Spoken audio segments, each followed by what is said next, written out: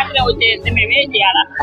చిన్న బిడ్డలు పెట్టుకొని ఆడే బతికి 30 సంవత్సరాల నుంచి ఆడే బతికి సత్తా ఉన్నాం మేము. మాకు ఇల్లు లేకుండా చేసేసి మేము ఏడపోయి బతకాలి ఇప్పుడు పోయి మేము. ఆ బిడ్డలు పెట్టుకొని అక్కడే బతికి అట్ట చేసుకుంటా ఉన్నాం మేము. ఇప్పుడు ఇల్లు లేదు వాకి లేదు ఆడే ఏం చేయాలి మేము?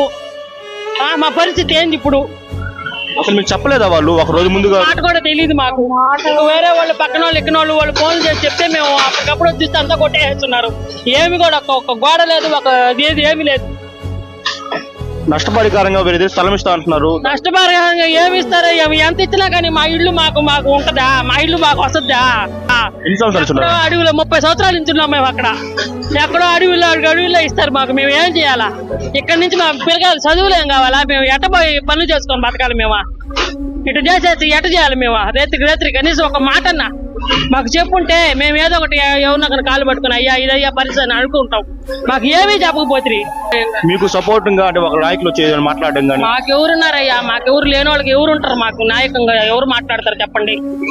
మీరే ప్రజల్ని ఇట్లా చేస్తే మేము ఏం చేయాలి? మేము ఏట బతకాలి? మేము ఆడపోయి చావాలి ఇప్పుడు? ఎక్కడ పోయి చావమంటారు చెప్పండి? ఉన్న ఇల్లు కూడా లేకుండా చేసేసి మాకు బిడ్డలు పెట్టుకొని ఈదుల్లో కూర్చొని ఉన్నాం మేము.